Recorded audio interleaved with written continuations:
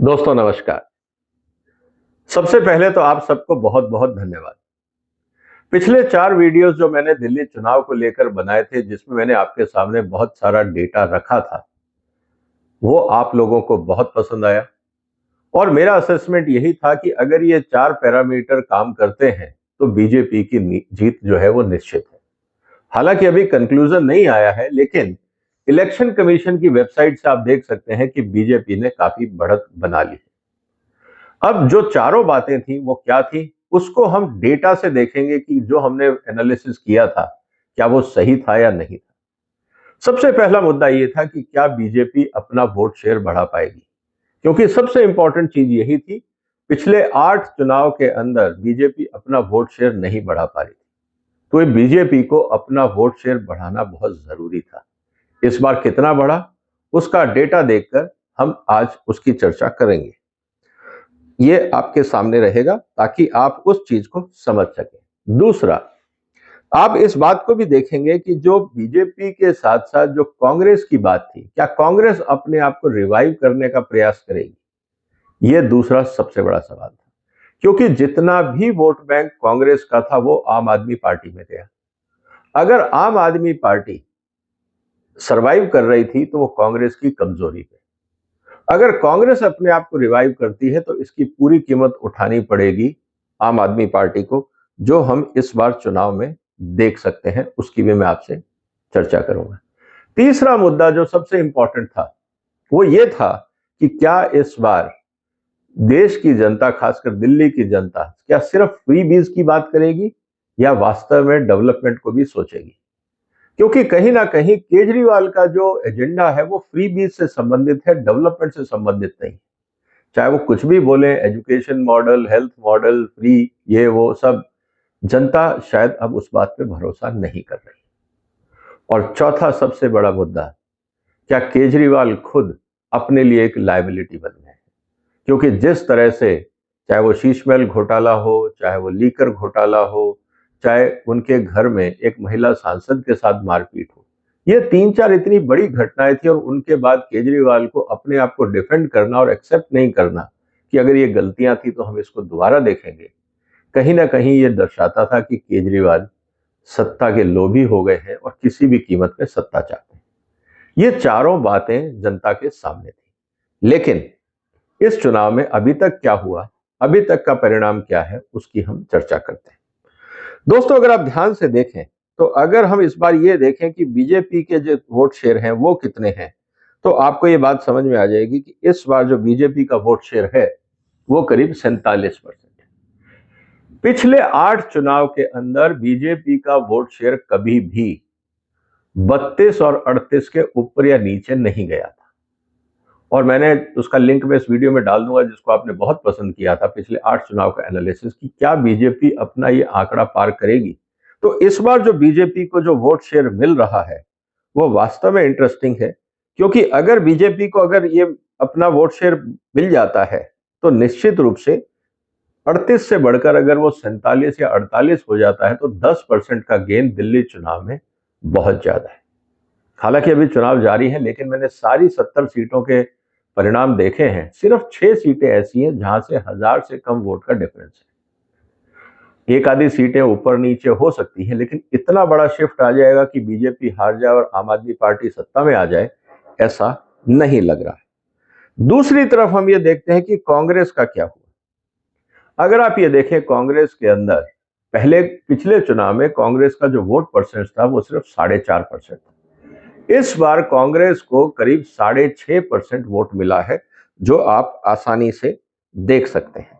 और यही बात हमें समझनी होगी, क्योंकि अगर कांग्रेस का वोट परसेंटेज अगर बढ़ता है तो निश्चित रूप से यह नुकसान आम आदमी पार्टी को मिलता है। और इस बार अगर आप देखें तो जो कांग्रेस का वोट परसेंटेज है वो करीब 6.5% है, 2% का इजाफा। 2% दिल्ली चुनाव के अंदर बहुत बड़ा मायने रखता है। इसका मतलब यह है कि जो आम आदमी पार्टी का जो वोट शेयर था वो करीब 52-53% था, वो 10% घटा है। अगर आप उस चेंज को भी देखते हैं तो आम आदमी पार्टी का जो वोट है, अगर आप ध्यान से देखें तो वो 43% है। 53 से 43 पे आना, 10% वोट शेयर गिरना, ये बहुत मायने रखता है दिल्ली के चुनाव में, जहां पे एकदम कड़ा मुकाबला होता है। तो एक तरफ आम आदमी पार्टी का वोट गिरा 10%, कुछ कांग्रेस में गया, कुछ बाकी पार्टियों में गया, लेकिन मेजॉरिटी वो गया बीजेपी में। अब बीजेपी में क्यों गया, इसको आपको अगर समझना है तो इस बात को समझना होगा कि जिस तरह से महाराष्ट्र में और हरियाणा में योगी का फॉर्मूला चला, उसी तरह से दिल्ली में भी बटोगे तो कटोगे फॉर्मूला काम किया है। इसीलिए जो साइडलाइन पे वोट थे, जो हिंदू वोटर्स थे, काफी कुछ केजरीवाल से हटकर गए हैं बीजेपी में, क्योंकि कांग्रेस में सारे नहीं गए, कांग्रेस में गए मात्र 2%। इसका मतलब काफी सारा वोट बीजेपी का जो आम आदमी पार्टी में चला गया था फ्री बीज के चक्कर में, वो शायद वापस बीजेपी की तरफ आ गया है। ये एक सुखद समाचार है। अब सवाल इस बात का है इस पूरे प्रोसेस के अंदर कि अगर यही चलता रहा तो जो इस समय हम सीटों का एनालिसिस देख रहे हैं कि 24 और 46, क्या इसमें शिफ्ट होगा? और अगर आप ट्रेंड भी देखना चाहें तो दिल्ली का अगर नक्शा आप ध्यान से देखें तो ये मैं आपको फिर दिखा दूं कि इस बार आप देखिए ओवरऑल जहां पे पहले आम आदमी पार्टी का रंग दिखता था, आज वहां बीजेपी है। और ये जो कुछ क्षेत्र बचे हैं दिल्ली के बाहरी क्षेत्र में और बीच वाले क्षेत्र में, यहां पे अभी आम आदमी का अगर कहें कि कंसंट्रेटेड आबादी है, और कंसंट्रेटेड आबादी दिल्ली में ज्यादातर वहां है जहां झुग्गी झोपड़ियां हैं, जहां स्लम्स हैं। तो उनमें अभी भी आम आदमी पार्टी का फ्री बीज का जो कंसेप्ट है वो हावी है। ये हमें चुनाव नतीजों से साफ दिख रहा है। अब सवाल इस बात का है कि क्या आम आदमी पार्टी सत्ता में आ पाएगी? तो दोस्तों सवाल अब इस बात का है कि दिल्ली में क्या होगा। चुनाव परिणाम और रुझान तो यही बता रहे हैं कि इस समय बीजेपी सरकार बनाएगी, लेकिन कांग्रेस का क्या होगा? अगर कांग्रेस के वोट भी वापस अगर हम ये देखें कि आम आदमी पार्टी में जोड़ दिए जाए तो क्या आम आदमी पार्टी सत्ता में आ जाती? मुझे नहीं लगता। कारण बहुत सिंपल है, क्योंकि अगर आप टोटल वोट परसेंटेज देखें और सीटों में जो गैप है, मार्जिन हैं, अगर आप 70 सीटों का एनालिसिस करें तो मार्जिन काफी ज्यादा है। इतनी सीटें या इतने वोट आम आदमी पार्टी के छोड़ के कांग्रेस में नहीं गए हैं। इसका मतलब यह है कि जो योगी का फॉर्मूला था कि बटोगे या कटोगे, बटोगे तो कटोगे, सवाल इस बात का है कि शायद वो हिंदू वोट कंसोलिडेशन बीजेपी के साथ हो रहा है। इसका मतलब यह है कि बीजेपी को एक बहुत अच्छा फॉर्मूला मिल गया है जो ऑपोजिशन के लिए बहुत ही घातक हो गया। अब ऑपोजिशन की मजबूरी यह है कि अभी तक वो जिस तरह से जातियों में हिंदू समाज को बांटते थे, कास्ट पे बांटते थे, बाकी चीजों में बांटते थे, अब शायद उसका तोड़ बीजेपी ने ढूंढ लिया है। अब रही बात कि मुस्लिम वोट किधर जाएगा। अब अगर डिटेल में आप एनालिसिस करें तो बहुत सारे मुस्लिम कैंडिडेट्स को बहुत कम वोट मिले। क्या पार्टियां भी इंडिविजुअल्स को छोड़ के, खासकर मुस्लिम समुदाय भी इंडिविजुअल्स को छोड़ के पार्टी आइडियोलॉजीज के साथ अलाइन हो रहे हैं? क्योंकि अगर हम ये देखें तो मुस्लिम समाज भी शायद ये सोचने को मजबूर हो गया होगा कि हम कब तक सत्तारूढ़ दल के साथ दूरी बनाए रखें। क्योंकि अगर बीजेपी सत्ता में है और केंद्र में 15 साल सत्ता में है, अब अगर दिल्ली में भी आसार यही लग रहे थे कि बीजेपी आएगी क्योंकि हिंदू वोट भी कंसोलिडेट हो रहा है, तो क्या हम हमेशा हाशिए पे रहेंगे? जो समझदार मुस्लिम समाज के लोग हैं वो इस मुद्दे पर गहन चिंतन कर भी रहे हैं।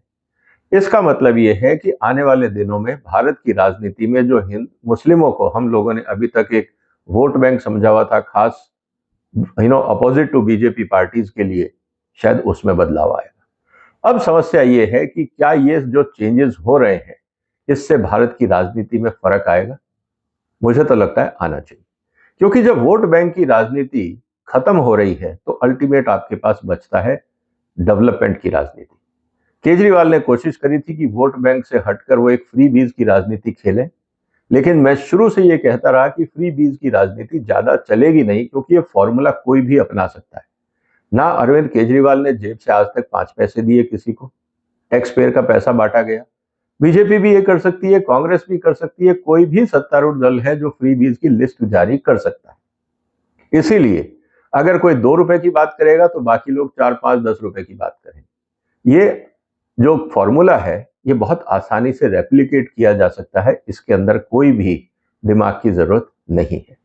तो जो केजरीवाल ने जो फ्री बीज का कॉन्सेप्ट शुरू किया था, मैं हमेशा ये कहता था कि देखिए, लकड़ी की काठी जो है ना, जो लकड़ी की जो हांडी है, वो बार बार नहीं चढ़ सकती। आपने एक बार खेल खेल लिया, अगले चुनाव में बीजेपी भी यही खेलेगी, कांग्रेस भी यही खेलेगी, जो हमने दिल्ली में देखा। इसका मतलब जो फ्री बीज का प्रभाव है वो धीरे धीरे खत्म होगा, पहली बात। दूसरा, जो मुस्लिम गुट को हम एक साथ मानते थे कि वो प्रो या एंटी बीजेपी है और प्रो कांग्रेस है, उसमें भी मुझे लगता है बदलाव है। इसका मतलब ये है कि अब ऑपोजिशन को अपनी रणनीति को दोबारा से सोचना होगा, और एकमात्र रणनीति है कि वो है गवर्नेंस का मॉडल। अगर ऑपोजिशन बीजेपी का जो डेवलपमेंट एजेंडा है, अगर उससे बेहतर डेवलपमेंट एजेंडा दे या एग्जिस्टिंग डेवलपमेंट मॉडल में खामियां निकाले और कहे कि देखिए हमारे पास बेहतर मॉडल है, तो शायद जनता उनकी बात सुनेगी। अदरवाइज जो अभी तक 70 साल से हिंदुस्तान में नैरेटिव चल रहा था कि अगर बीजेपी सत्ता में आई तो मुस्लिमों के साथ अन्याय होगा, गरीबों के साथ अन्याय होगा, मुझे लगता है जनता ने इस आर्ग्यूमेंट को खारिज करना शुरू कर दिया। और काउंटर नैरेटिव के रूप में जो योगी का फॉर्मूला है कि बटोगे तो कटोगे, मेरे ख्याल से हिंदू समाज ने इसको बहुत सीरियसली ले लिया है। और इसी कारण महाराष्ट्र, हरियाणा और अब दिल्ली, अब आने वाले दिनों में ये देखना है कि क्या इसका असर बंगाल में मिलेगा, क्या इसका असर तमिलनाडु में दिखेगा, क्या इसका असर बिहार में दिखेगा। अब ये जो इंपॉर्टेंट चुनाव होने वाले हैं, वहां क्या होगा। तो दोस्तों, अभी तक जो हम लोगों ने आंकड़े देखे हैं, और जिस तरह से अगर आप दोबारा देखें यहाँ पे पूरा प्रोसेस, कि लगातार जो लीड है वो शुरू में जो थी, अब वो बदलती जा रही है। अब इस बात को हमें समझना होगा कि योगी का फॉर्मूला चल गया है। और अगर हम इसकी डिटेल में और जाएं तो हमें ये बात भी समझ में आएगी कि जो वोट शेयर है, देखिए दोबारा से अगर आप देखें जैसे जैसे ट्रेंड चल रहा है, बीजेपी का जो वोट शेयर पहले 47% था वो बढ़ रहा है, और दूसरी तरफ आम आदमी का जो वोट शेयर था वो घट रहा है। और अब स्थिति ये है कि हम इस बात को देखें कि आने वाले समय में भारत की राजनीति में क्या बदलाव आएगा। आपको क्या लगता है दोस्तों, क्या योगी का फॉर्मूला अब बीजेपी के लिए ब्रह्मास्त्र का काम करेगा? क्या ऑपोजिशन पार्टीज को सोचने पे मजबूर करेगा कि क्या ये 70 साल पुराना फॉर्मूला उनको बदलना चाहिए? क्या भारत में आने वाले दिनों में डेवलपमेंट की राजनीति होगी? अब ये सब चीजें बहुत महत्वपूर्ण है।